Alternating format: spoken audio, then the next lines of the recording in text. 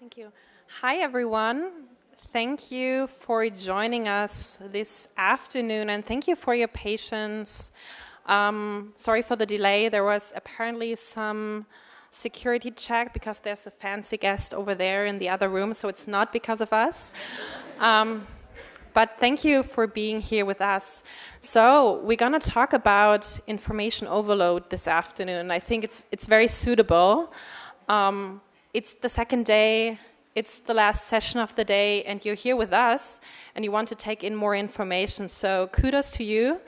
And before we dive into that, I would like to introduce our panelists. So my name is Lisa Urebauer. I'm the Journalism Training Coordinator at the Bonn Institute.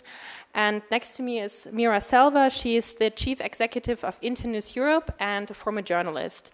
In the middle, we have Maren Urner. She's a neuroscientist, the co-founder of the constructive online magazine Perspective Daily, and a professor of media psychology.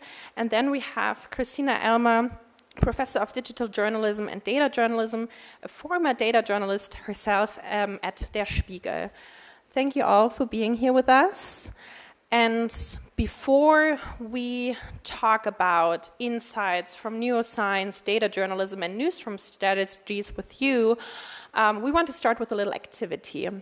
So take a minute and silently think about 3 top moments that you felt that you were in an acute information overload. When was the situation that you felt flooded with information and just wanted to shut down? Just think of it for a minute and then keep the answers to yourself for now.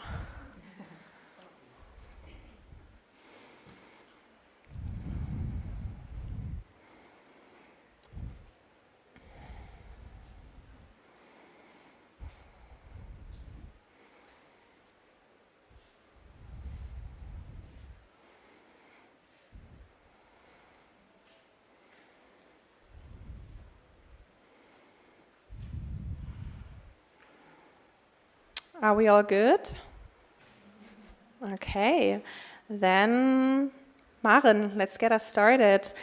Tell us about what are we getting wrong about how our brains are processing information? Well, the short answer is, hello and welcome from my side too. The short answer is a lot. The medium answer I'm going to provide or try to provide in the next minutes or so. And after this very nice moment of silence, I hope you kind of all enjoyed it, actually. I enjoyed it. I want to dare you, actually, to do something else with us together. And it's a very, very daring task these days, especially for people who are working in media. So please bear with me, or I invite you to put your phones away for the whole session. I mean, you don't have to. We don't prepare. I was actually thinking about bringing a bag so that we collect them, but then we thought maybe that's a bit, Christina warned me, that's maybe a bit too intrusive. Don't do it. So I just invite you. You can do it. You don't have to do it. And of course, we are suffering from that because you can't take pictures from our panel and tweet them live while we are talking. But you can do that afterwards, right? We will sit here for a few minutes. So just try to put your phones away and try to make it as easy as possible for your brains to perceive the next 50 minutes or so with us. Okay. Our brain on overload. You probably, now we need the first slide. Yes, yes, thank you. Great. You probably know this feeling. I mean, you've been thinking about it in the first minute when we started this panel, and we'll talk about that later on. You know the feeling that it's all too much, or that you're just constantly running behind, and that it's overwhelming. And that's very negative, hence the red background. But we don't want to be a negative panel. We're in the constructive track, so the green background. We want to treat it better. We want to understand how our brain works, and that's why I'm here as the weird one out, the neuroscientist on this conference. I want to give you a bit of myth and also the truth of how our brain actually processes information, or a bit more to the truth. So just imagine, that's the cat content for the presentation. Of course, we need cat content in order for your brain to be receptive. But I'm not showing you this cat because of the cat, but because of the bag it's sitting in. Because I want you to imagine that you're going outside now after the session and somebody comes behind you and puts a bag over your head and tries to kidnap you. What would you do? This is not a trick question. What will you do? Scream, fight, right. You would fight because you would feel resistance of being taken, right? But what you allow is being taken in terms of your most important organ every day, your brain. You basically have these phones and all these kind of other digital things and a lot of other things always kidnapping your attention. And sometimes maybe in the evening, when you put it away shortly before you fall asleep, you think, why am I doing this? A lot of my students are actually telling me these stories that they don't understand it, but they do it anyways, right? Because we feel kind of like hunted with it. We have to do it. And well, why do we do it? One answer is often, well, the more the better, right? And we are journalists, we need to be informed. So we need to put in as much information as possible in order to be the best informed people on the planet so that we can inform other people. Unfortunately, and you see it's a myth, our brain doesn't work like that. It's not a computer. You can't have a save, delete, and some other keys. It needs more time in order to process information. It needs sleep, for example. Very important. Neural information processing and learning, hopefully what's happening right now in this room, take time. And time that comes on top of the learning experience.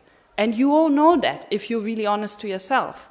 Whenever you sit down and learn, for example, vocabulary or about a new topic, it doesn't stop there. Sometimes you think about things when you're doing exactly the opposite. And that's where one of the keys lies.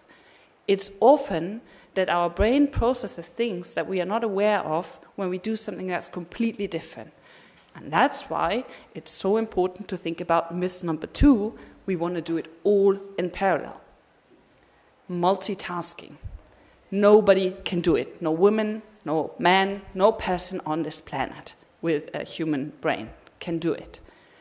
What we do instead is we task switch. And that's why I invited you to put the phones away. Because if you have your phone inside, like inside so that you can reach it or that you see it, it takes part of your attention away. Even if you don't think about your phone consciously, there is something from your 100% of attention that you have all the time that is restricted to your phone. Maybe you've heard this phantom vibration thing, or you've experienced it yourself, like you, and maybe it vibrated, maybe there's a light on there. We can't do it in parallel. Mm-hmm. So we come to, now this is the wrong order, but anyways, we come to myth number 2, all in parallel again, sorry. Fact number 2, that's the right order. Sorry for distracting you here. Fact number 2 is that task switching is costly, inefficient, and it makes us grumpy. So this is the quick and dirty summary of a lot of studies that show that whenever you task switch, you lose a certain amount of your capacity to really focus on something. You become inefficient because you take longer, and you also become grumpy because people who task switch a lot have the poor mood in the evening. And that brings us to tip number 2. Okay, now I do it this way. I go to tip number 1. Sorry for the confusion here. That tip number 1 for doing it, the more the better, is really to do more of things that are not related that you've been doing or that you try to do, like learn vocabulary, process important information. Sleep, move outside, relax, meet friends. Nothing new. All your doctors would recommend this, right? We all know this, but we don't do it. So now back to tip number 2. So the multitasking doesn't work. What we do instead is task switching. That doesn't make us happy. So what can we do? We can create a low distraction environment. Not a distraction-free environment, because that will never work. There's an internal chat, for example, in our head, but a low distraction environment. And that brings me to the last, I promise, last myth of today, myth number 3, I know what I know. We don't know what we know. We don't know what we feel, we don't know what we know most of the time. And this is a picture I actually showed last year on a similar, not similar, but a panel that we also share with the 3 of us here. And this is basically a summary of the confirmation bias. And this is basically telling us that we believe and see and want to know what we want to know, but not what we really know. And there's this thing that's called consciousness, right? That's the holy grail in neuroscience, because probably people will never find out what it really is. So, Fact number 3, we are mostly unaware of what we perceive and know, i.e. what's going on in our heads. How do we deal better with that? Well, we can think about it all the time, it won't get better, but we can become more self-reflective. We can practice what is called critical thinking, question ourselves and be intellectually humble. Intellectual humility, I think, is one of the most important skills that we can practice these days, not only when it comes to journalism, but especially when it comes to journalism. And the humble toothbrush is what I found as the perfect picture here. Thanks for listening. Thank you for starting us off and lifting some curtains on our brain. Mira, I want to ask you, what are your insights from the journalistic perspective on this issue? Thank you, and thanks, Myron. It's really kind of fascinating seeing this overview. And I kind of was thinking about things as you were speaking. And I wanted to start by saying I'm not a psychologist, I'm not a therapist, but I know a lot of people who've had therapy who've said that one of the clear bits of advice they're given is don't consume news. This is a way to protect your mental well-being. And you can't blame the therapists for giving this advice, but it is a direct clash with what we are meant to be doing as citizens participating in a democratic process. And I think so journalism has to really address this issue. We're not meant to kill our audiences or give them nervous breakdowns, but we are also meant to provide useful information. And the flip side of this that I have been thinking about a great deal is I'm CEO of Internews Europe, which is a media development organization that supports independent journalism in very difficult countries, in countries that are going through war, crisis, political upheaval. So the people we work with are often in situations of extreme chaos. And when you talk about information overload there, it's a very different type of information overload. It's a kind of terror of everything that's happening around you, whether it's bombs falling or utter sort of panic over where you'll get food. And at the same time, what you're lacking is information that helps and that makes you feel better. And again, this is what we try to address through the work we do at Internews, but also, again, something that journalism, I think, really needs to look at. You need to provide information that helps and makes you feel better and get you the resources you need to get through the day, get through the month, get through the year.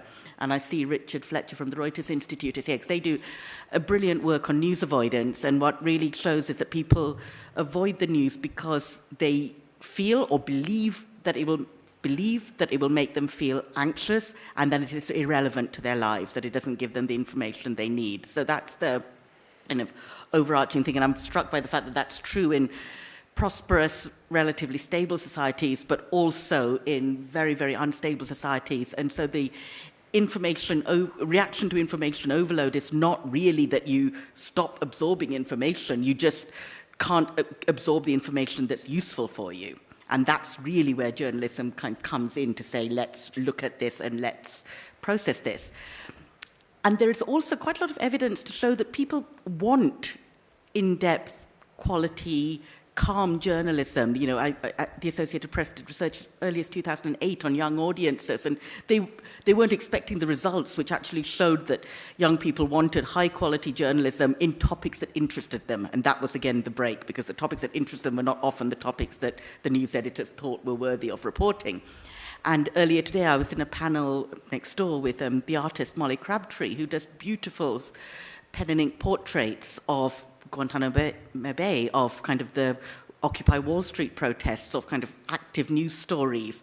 And they're an incredible way of consuming the news because they're art and they're beautiful, but they tell a story and they're visual.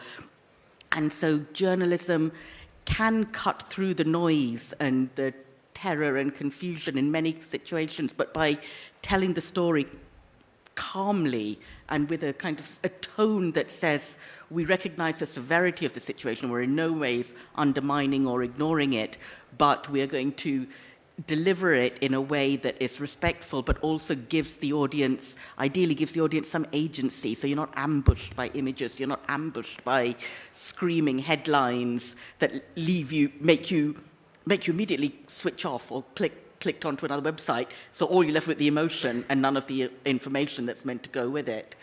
And so I think this is a really interesting way of looking at what journalism should be doing, to kind of pull in Maron's work and say the psychology of human beings is kind of is vital to how we should produce journalism and how we view our role in society. Thank you very much.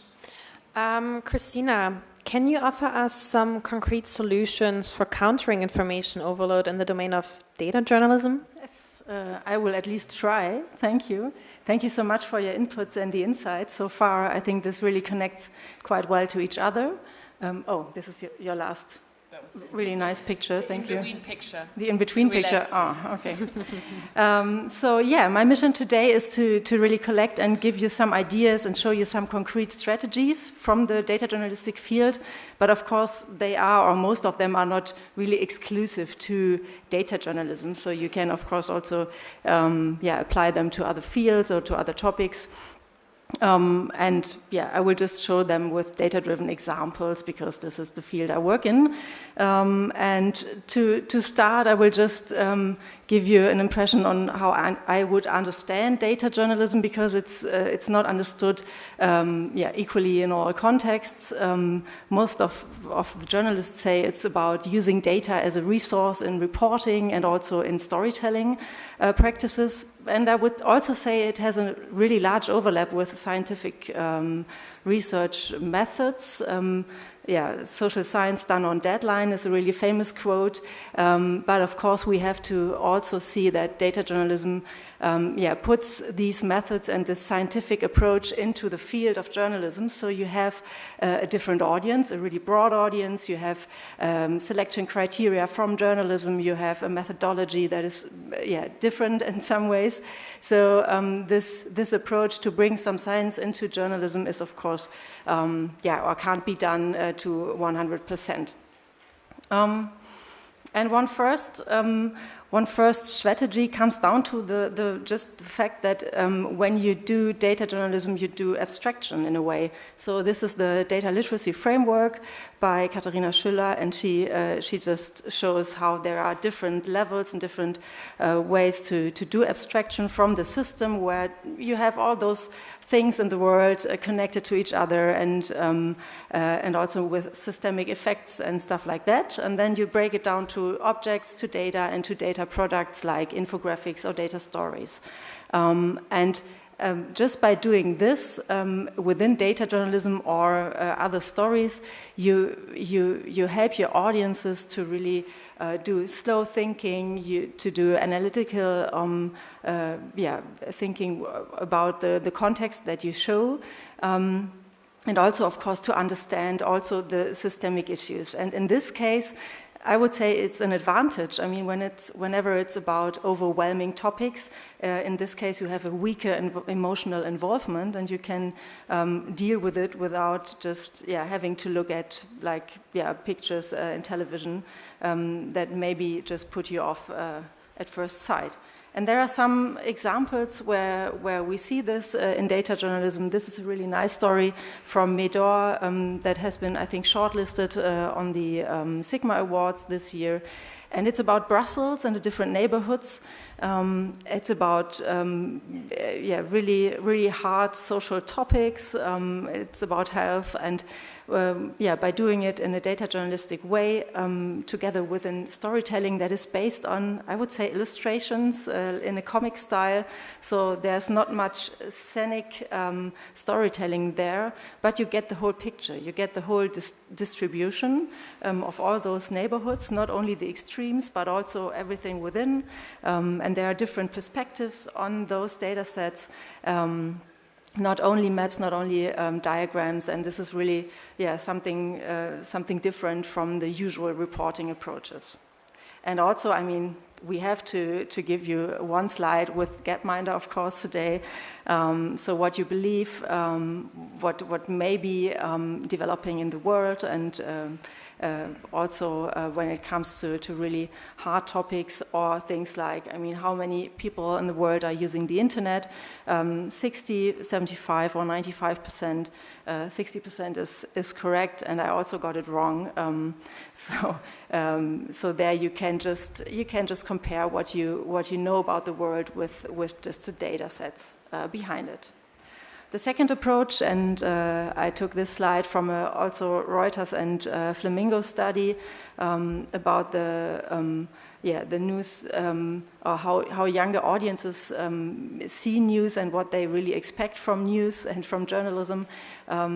These are the connection fields, so they just are interested mostly in news that are connected to their personal progress and to enjoyment. So it's really crucial to do these connections to the life realities of especially younger audiences, of course, and you can do meaningful personalization approaches, for example, with data and metadata, like different formats, regionalization, language modes. So we will see some of those examples later. And, thank you. And, of course, you afterwards have a higher impact of the personally relevant content, but on a different note, we of course also need the audiences to be more or less aware of what is meaningful to them. Of course, if you have a map, you know where you live. This is easy, and it's an experience that many teams in data journalism. Thank you. Many have. My brain isn't. Yeah. But it would be great if audiences really would have more self-reflective knowledge as well. And when we think about concepts, I think it's really interesting to look at personalized learning, because this has been studied quite extensively. And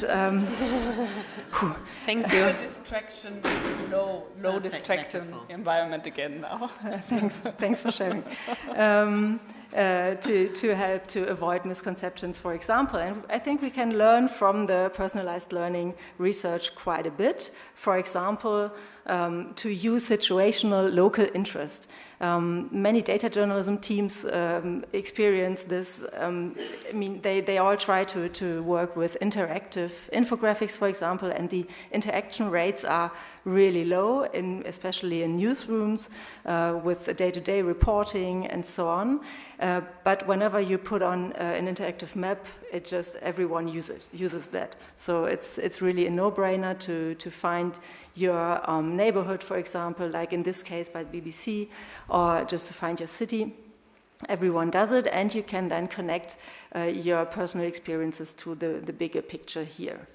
The second one is about activating prior knowledge. So all of the people who are reading the news bring in their own knowledge and their expectations, and why not giving them the chance to just check if this really, like in the Gapminder case, really is true or false.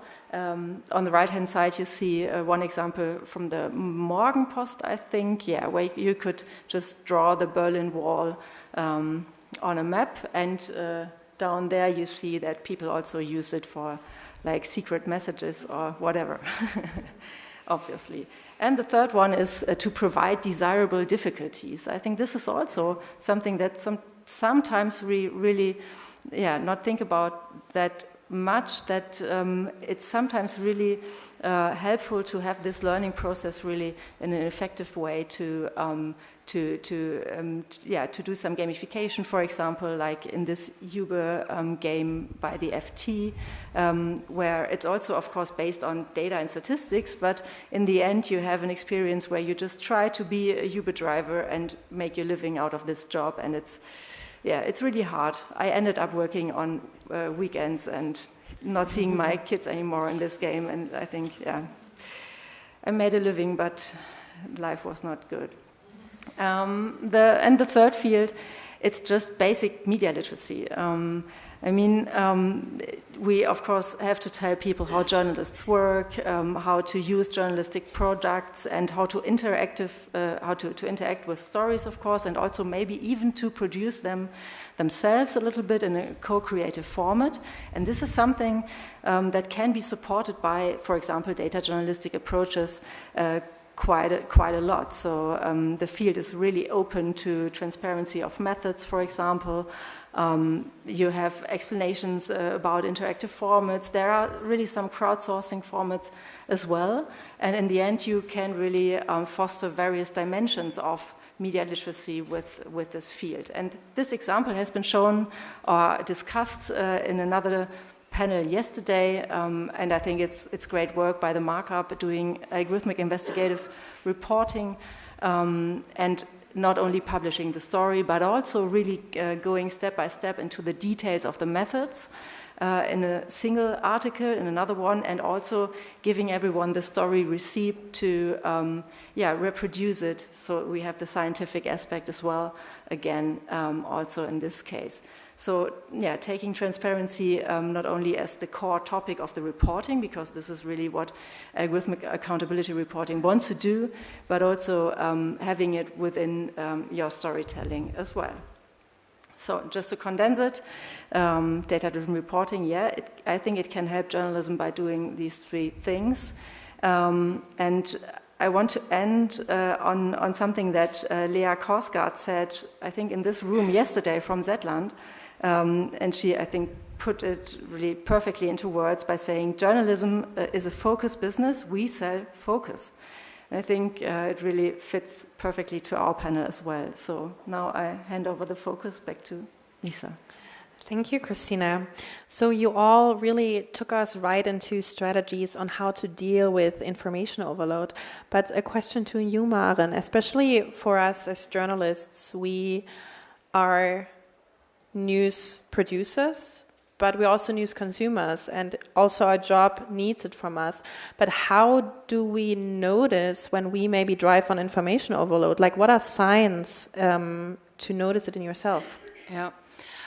Well, I think it's all about finding this right sweet spot, what it's often called, right? Or to find the regulation. That's a term we actually talked about when we started to plan this panel as well, like to find the right regulation. And there's usually warning signs, like with any other thing that's not going well with your health, because essentially it's also a health issue after all, right? I mean, usually we distinguish between mental health and non-mental health. For me as a neuroscientist, it's all the same because it all belongs to the body. The brain is hopefully part of your body as well. So usually you find it then that you find little sleep, right? You can't fall asleep. That's a very important warning sign for many things, but especially when it comes to information overload, because what I showed you about these myths as well is like, the more the better. Then we think, okay, now we switch it off and then we sleep. No, it doesn't work like that, because then the brain is really asking you to find that additional time, not only in the sleep, but also in your wake time, to process the information. And if you don't give that time to the brain, well, then you can't sleep. And I guess I don't have to explain what little sleep does to you. It's one of the driving factors for a lot of chronic diseases, and also bit more than grumpiness that I quoted beforehand. And other things are, of course, like you said as well, the news avoidance, right? Like sometimes then we do it kind of unconsciously because our body has this like survival mode in many ways, right? So it kind of maybe realizes it's not doing us good, so we try to avoid that behavior, just like we don't like to put too much effort in anything because it costs energy. Then we try to avoid information because we have the idea somehow, even if we can't articulate it, that it's not doing us well. And then we really urgently search for distraction, and we end up maybe binge watching Netflix, right? So these are just two little examples here, but I think really what it boils down to is becoming this, like Christina calls it self-reflection, I call it critical thinking, and explicitly we use different terms here on the panel as well, because we are not about saying, okay, this is the term everybody has to use, but really find your way of being honest to yourself. And that goes together with this intellectual humility, or humility in general, being honest to yourself, how much you can deal with, regulate it, like the stove, like the hot water or the cold water, find your right way of regulating it. Thank you. News avoidance is something we also encounter a lot at our work at the Bonn Institute. And so my question to all of you would be to be a bit more specific of the kind of journalism that we need. So if, like, when we gauge the interest of our audience, and you already mentioned it a bit, like, it needs to be the right kind of journalism, but what is it? Can you give us and the audience a bit more details on that too? So that one, there isn't a single kind of journalism, and in the same way there isn't a single kind of audience or viewer or reader. So I think it's more, if I turn it on its head and say, what do we in the room as individuals, as human beings seek? So it's seek out the news that is relevant to you, that is engaging to you, that doesn't scream, that doesn't kind of generate emotions for no real reason, that doesn't kind of create a polarizing narrative, doesn't make you angry at a group of people who you will never meet, whose lives really are not going to impinge or harm yours in any way, but to seek out the news that enables you to understand the world. And if you seek that out, that is, hopefully there'll be a feedback mechanism. That means that's the kind of journalism that will then kind of thrive, because they'll realize that that's the journalism that's getting the attention of people. Yeah, and maybe also really connect that to your audience's really needs, and also their daily lives and what they really need from journalism, as like you said, and try to connect it also with the business models. I mean, this is something that is really hard to talk about from scratch, because there's no recipe for that, but really to have valuable journalism, it really needs to have the selling argument as well. Yeah. Maren, when you founded Perspective Daily, what were the principles that you had in the back of your head? What did you want to reach with your audience? Yeah, so it's really coming from this different perspective there. So that's sometimes really important, like to talk to people who are non-journalists. Like, just ask them, like, what do you want, what do you need, right? Because we are often then restrained in our bubbles, right? So we were a team of scientists who were all not coming from traditional journalism, and we really asked naive questions. Like, some people said stupid questions, we called it naive, because we really asked these simple questions, like, what do people want? What are they willing to pay for? What is related to their daily life? And we thought, okay, how can we do a better job? And then we learned about constructive journalism, which is, of course, what connects us here as well, and we are part of the constructive track on this conference, because constructive journalism is really at the core about asking about the future. So, of course, we didn't call it, we are constructive journalism to the audience, because they would say, well, heck, why do I care what journalism they make? So we started to talk more about the future. We wanted to talk more about the future instead of only the past. Because everybody, at least if you're not like completely misanthropic, is interested somehow in the future, for themselves, for their children, for their grandchildren, and so on. And then, when it comes to the question Christina said, like, okay, how do you connect to the people? When people then say, ask about the business model, then some people sometimes say in journalism, people are not paying for it. We were really doing good work, but they are not paying for it. Then we're like, wait a second, then it's not good work yet. Because if it's really good, people would be willing to pay for it. And that's really, like, again, this different perspective, not only from psychology, but also a bit from the business angle, and ask, like, okay, how can we sell it? And I know this is really a fine line between then maybe thinking about PR and business and bad business, and we are the ones, like, holding business accountable, right? But it's important to ask these questions. Because if nobody, talking about focus, if nobody's consuming your good journalism, well, what's the point?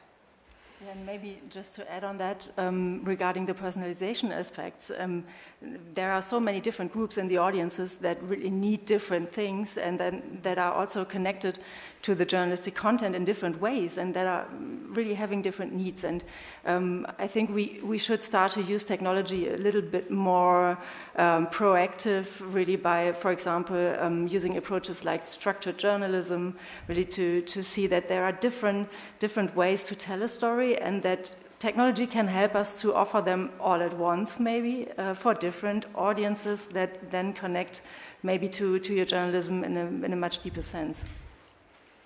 Thank you so much. And now we want to come back to you, the audience. So what we want you to do now is take some time. We'll have like 4 minutes, and you turn to your neighbor and you share your moments, your top 3 moments. And to get you started and to kind of break the ice, I'm going to share mine first with all of you. So one moment that immediately came to my head when we prepared this panel on information overload was the beginning of the COVID pandemic. So almost, basically 3 years ago, it doesn't feel that far away actually, it was television news when they were showing pictures. It was actually from Italy on the situation here. It scared me and it made me feel very anxious. My mom's a nurse and I was really afraid for her going out to the hospital. So what I decided to do was not to consume television news anymore, but to read instead, because it helped me to not have images and voices and everything together, but actually to kind of control the pace. So that's my top moment on information overload. And please share yours and also share some strategies. And afterwards, if there are some brave people in the audience to maybe also want to share their audience, we can just put it together. Thank you. I'll let you know when you need to stop talking.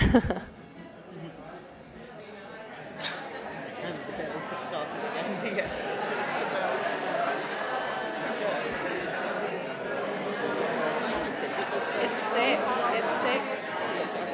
So maybe somebody has like yeah. But I would even like give them 4 minutes. It's loud. 3 minutes. Yeah. Loud. Yeah. Was it okay? Schön. Yes. Because I was like, the other question you know so much of the original idea. Yes, yeah. It makes sense. Yeah, that's fine. Yeah, no, that's fine.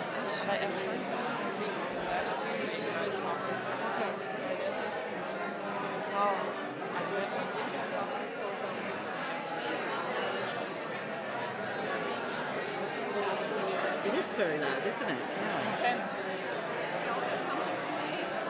Sorry? They all have something to say Yeah. to each other. Yeah. You know, Some sneaking out. Yeah. Okay. Some smoking. But at 6 o'clock, maybe they need to go somewhere.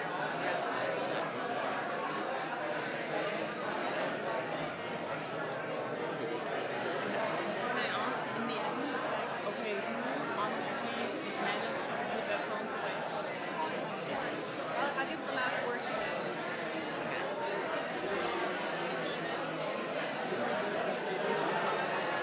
Eins nach 6. Yeah. So 2 more minutes. Oh, yeah, definitely.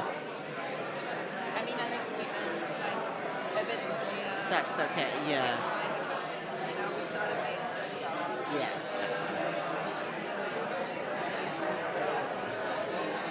Ja, ich glaube, da müssen wir uns nochmal bedanken gleich, weil das ist wirklich... 1 more minute.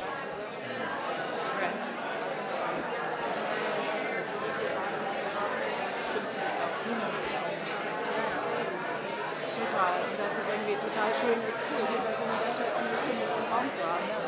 Total. Ja. Cool. Richard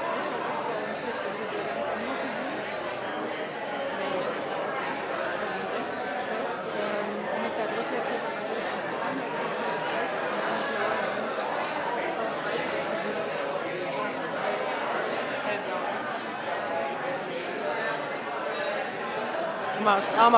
Almost.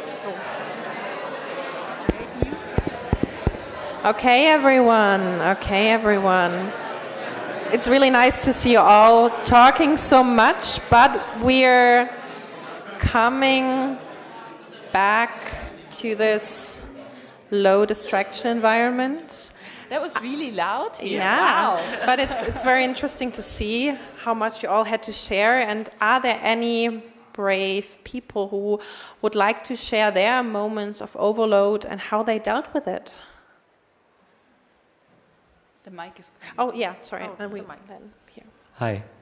Hi. Eddie Stock, our creative director.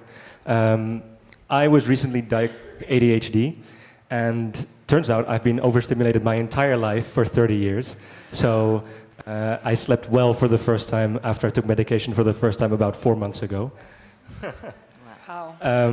So how do I deal with that? Yeah, I think this entire topic is super interesting, and I think it leans into the topic of accessibility, neurodivergence, because yeah, I think if we kind of look at what people who are already sensitive to this kind of overload from the baseline, how we could make news accessible to those kinds of people, that could only have a benefit towards a general audience as well.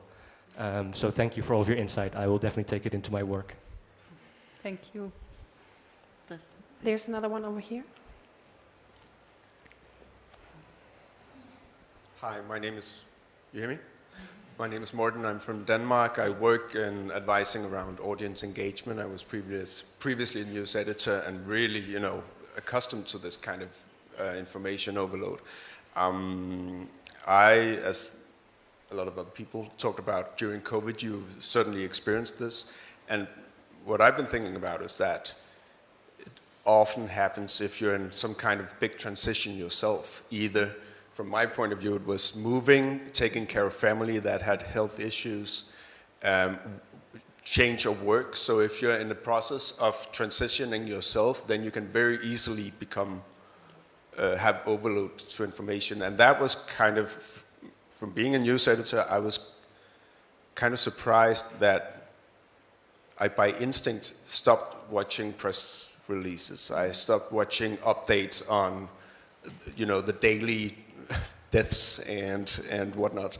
And I've been reflecting afterwards that was an act of health. Yeah. Mm-hmm. That was an act of saying, well, I'll do better if I'll be mindful about when I take something in and when I'm not. So the whole mindfulness aspect is interesting for me. And also, is that a strategy that media can create? Could you intentionally create a mindful moment, starting by opening, when people open your app, asking, so what are you here for?